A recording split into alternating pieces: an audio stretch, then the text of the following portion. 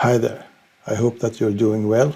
I know I am, because just yesterday we had another Nordic hamstring exercise paper published, and perhaps I'm stepping out on a limb here, but I would like to say that this paper will turn everything that you thought you knew about this exercise upside down.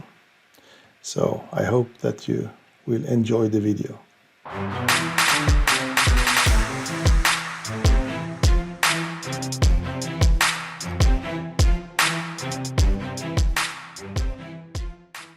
So this is the only time that I will be poetic in this video, when I describe our tree of Nordic hamstring exercise research. We have a project on the Nordic hamstring, and we added the first branch of this tree last year, and then 5 months ago we added a second branch, and then yesterday we added a third branch. And it's my hope and expectation that there will be many more branches on our tree of Nordic hamstring exercise research. So our new paper has a 24-letter title, very impressive. Speed matters in Nordic hamstring exercise.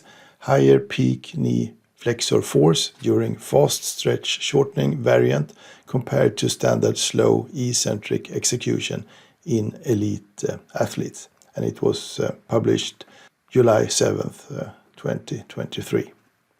And this study was done in collaboration with Tobias, who is a former elite long jumper and researcher that has produced more papers on the Nordic hamstring exercise than any other researcher in the world, I think.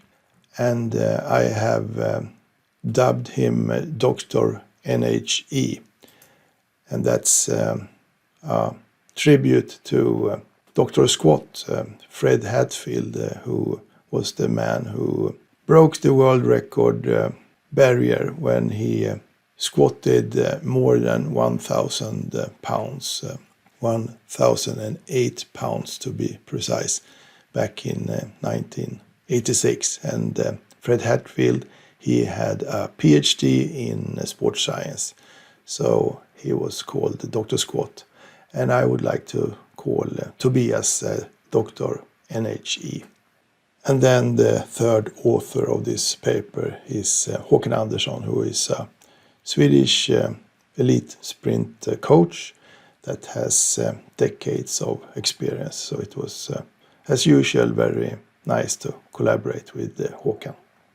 So a little bit of background why this study was done then. Hamstring strain injury, HSI, is one of the most common injury diagnoses in many sports. And there are at least two clearly different types of hamstring strains that have been described in the literature. Firstly, the hamstring strains that occur during high-speed running, and then the hamstring strains that occur when performing stretching type movements or exercises that lead to a lengthened state of the hamstrings, such as high kicking or slide tackling. And further, there is evidence that the Nordic hamstring exercise, the NHE, which is a knee flexor exercise, can reduce hamstring injury in athletes by half, as shown by Van Dyk et al. And further, in research on hamstring injury prevention, eccentric only NHE is typically performed. So the athlete leans forward in a slow, controlled fashion, and then at break point falls to the ground and catches himself or herself with their hands. So we recently investigated the effect of eccentric concentric versus eccentric only Nordic, and we had participants that were all elite athletes, performed the traditional slow eccentric version of the Nordic and compared peak knee flexor force versus eccentric concentric Nordic, in which the participants leaned forward in a slow and controlled manner, eccentrically, and then returned to the initial position during the concentric phase. And we noted that there was a higher peak knee flexor force for the traditional eccentric only Nordic, about 10%. When we had done this study, we asked ourselves, what if we performed the eccentric concentric version of the Nordic with high instead of slow velocity? What would happen then when it came to peak knee flexor force compared to the traditional slow eccentric only version of the Nordic?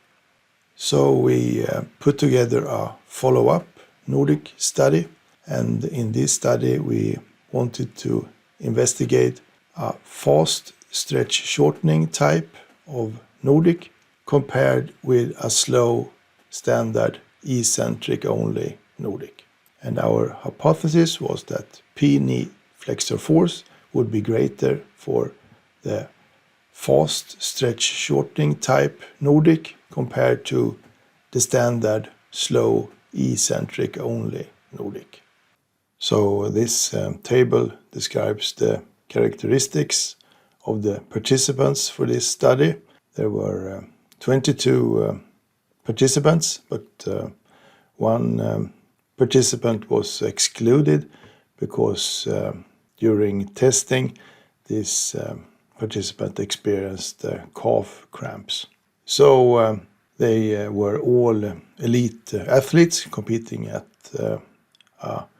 international or national level, and there were 10 females and 12 males, and there were 5 football players and 17 track and field athletes.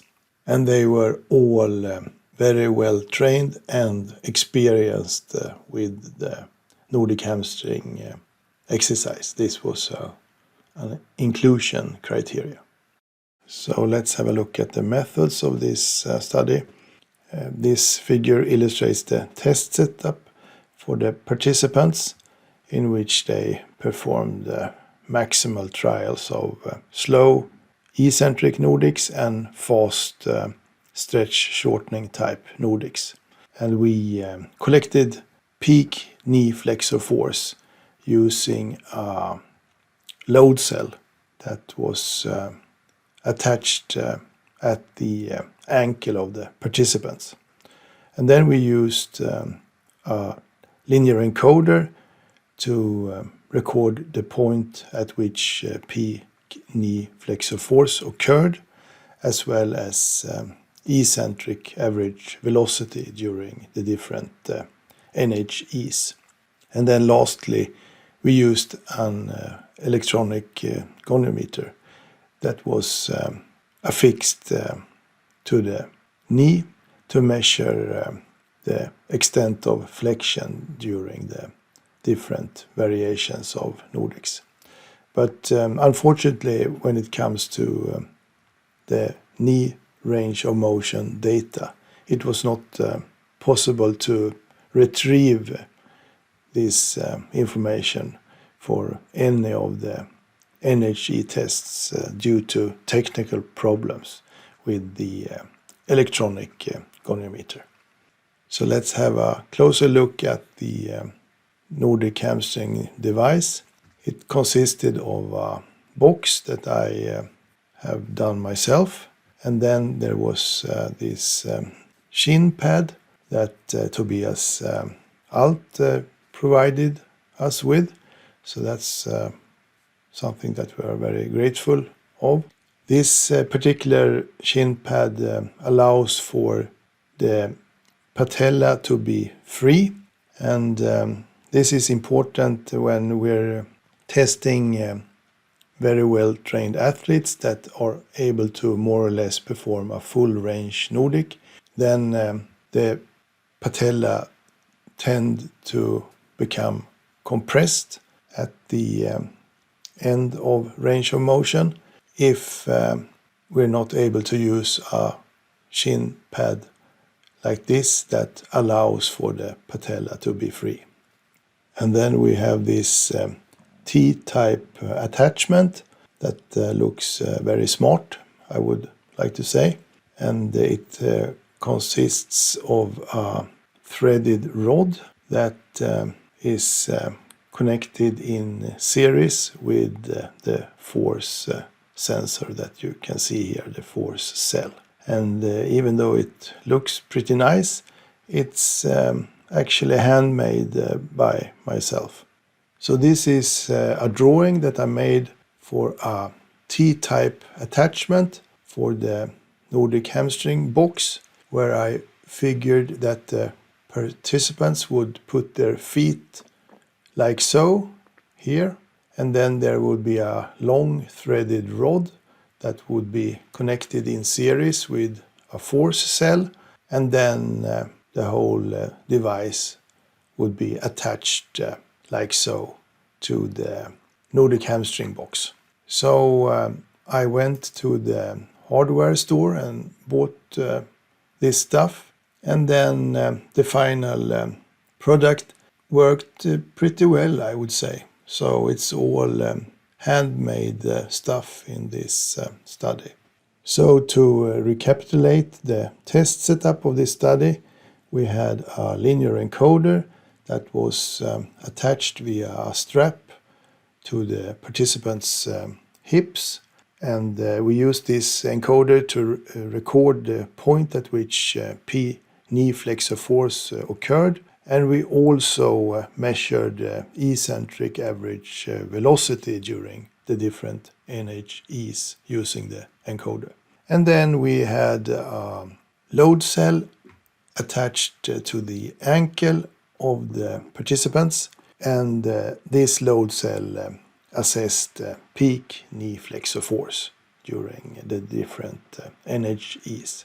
And then we had an electronic goniometer that unfortunately, due to technical issues, was not able to record any data. So let's have a look at the results of this study using this table. And here we can see that there were two versions of the Nordic, of course. So there was this slow eccentric version, the traditional one, and the new one, the fast stretch shortening Nordic.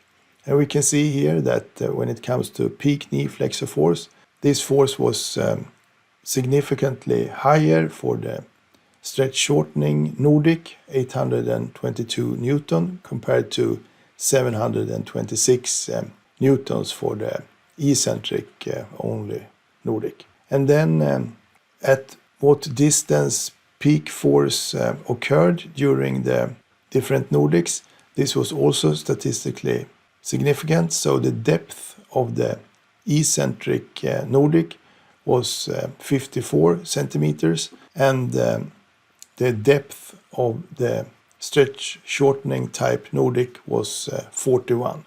So the participants leaned forward less during the stretch shortening type Nordic.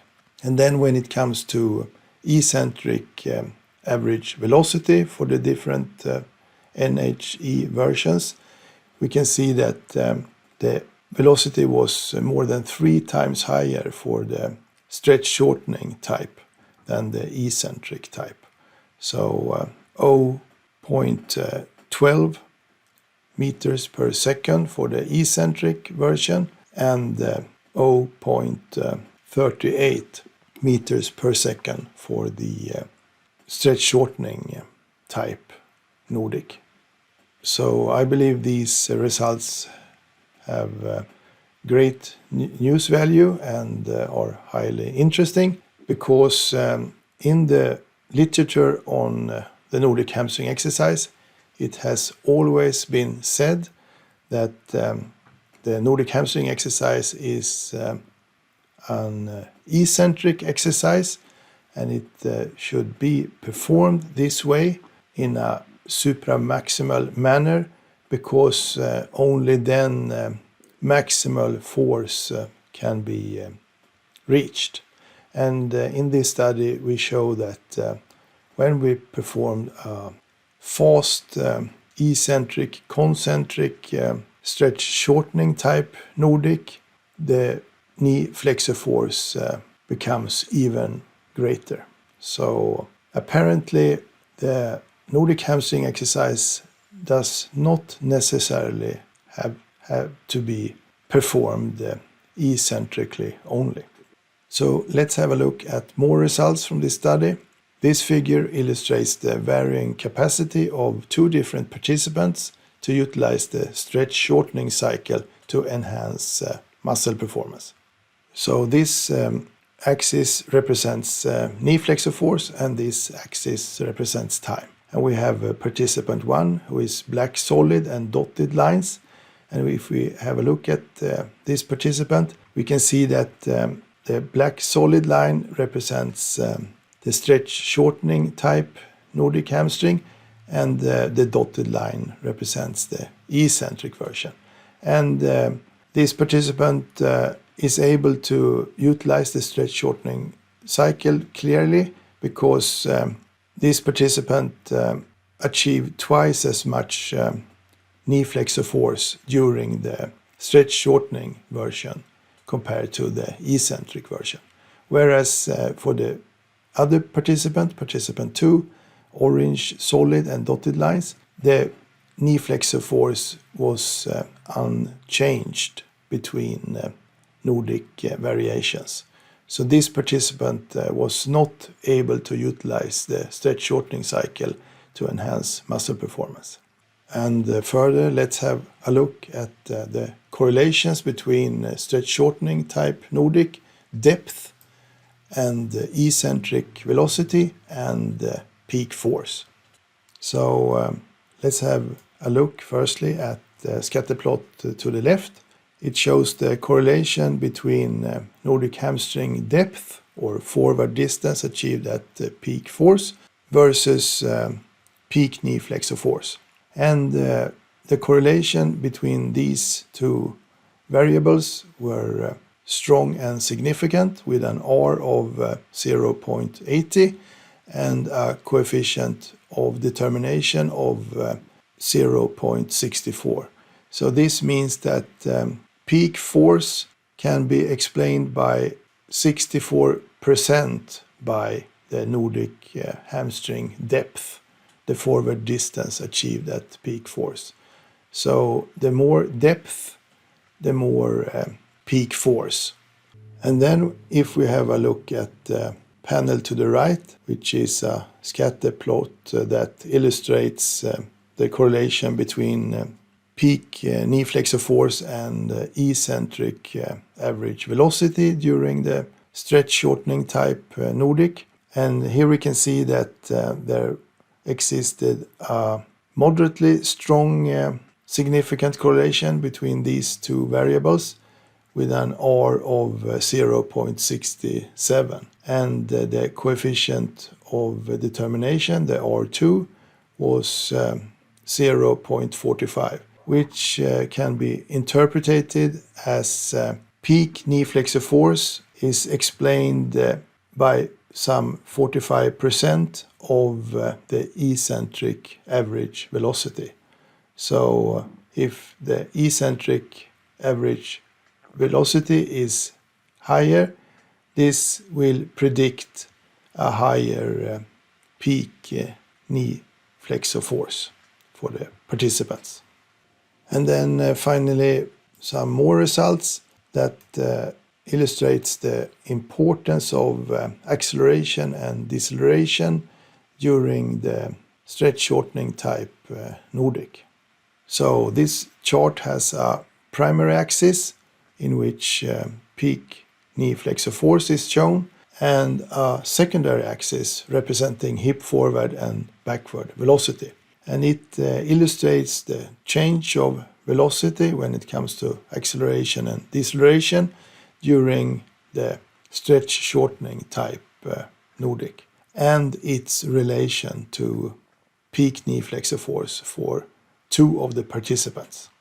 We can see here that this is the eccentric phase of the Nordic, and this is the concentric phase of the Nordic. And during the eccentric phase of the Nordic, we can see that for participant 1, who is black solid and dotted lines, there were large acceleration here and deceleration here for the eccentric phase, which in turn resulted in high peak knee flexor force, which can be seen here, compared to participant 2, who is orange solid and dotted lines. Here we can see that the acceleration and deceleration during the eccentric phase is a lot less, and consequently the peak knee flexor force was more moderate for this participant. So a high acceleration and deceleration during the eccentric phase of the stretch shortening type Nordic hamstring will result in higher peak knee flexor force than moderate acceleration and deceleration. And also we can observe that peak knee flexor force for both participants was attained at the very end of the eccentric deceleration phase at almost zero velocity for both participants. So this is during the end phase of the deceleration for participant 1, and the velocity is almost zero, and this is the velocity during which time peak knee flexor force was attained for the other participant, and this is also close to zero velocity during the very end of the eccentric deceleration phase. So for this study we can conclude that the key findings reveal that the stretch shortening type Nordic contributed to an enhanced Nordic hamstring exercise performance, with the absolute peak knee flexor force being 13% greater for fast stretch shortening type Nordic compared with standard slow eccentric only Nordic. We observed that the stretch shortening type Nordic reached higher knee flexor force values than eccentric Nordic, with less range of movement and higher eccentric average velocity.